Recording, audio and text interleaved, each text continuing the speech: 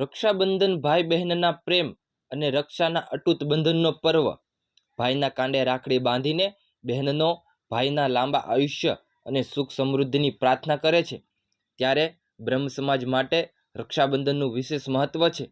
સુરતના કર્મનાથ મહાદેવ મંદિર ખાતે નવી શક્તિ વિજય સોસાયટીની વાડીએ મોટી સંખ્યામાં બ્રાહ્મણો એકત્ર થયા અને રક્ષાબંધનના દિવસે બ્રાહ્મણો જૂની જનોઈ બદલી નવી જનોઈ ધારણ કરે છે.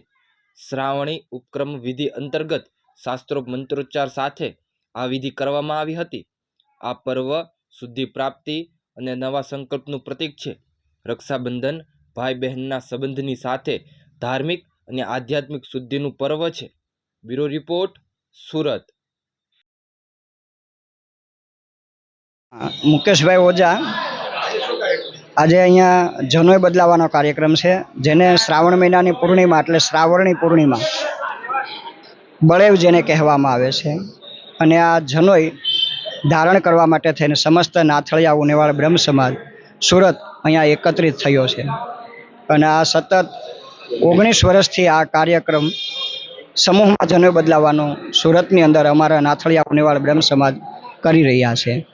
આ જનોઈ એ બ્રાહ્મણોનું સુંદર મજાની ઓળખ છે. આ યજ્ઞોપવિતના કારણે જ બ્રાહ્મણ યજ્ઞનો અધિકારી બને છે. બસ એ જ આ જનોઈ દ્વારા જનોઈ બદલી અને બ્રાહ્મણ બ્રહ્મ તેજને પ્રાપ્ત કરે.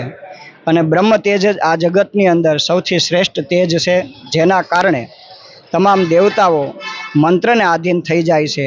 એવી જનોઈને ધારણ કર્યા પછી બ્રાહ્મણ મંત્ર બોલી અને દેવતાઓને આધીન કરે છે.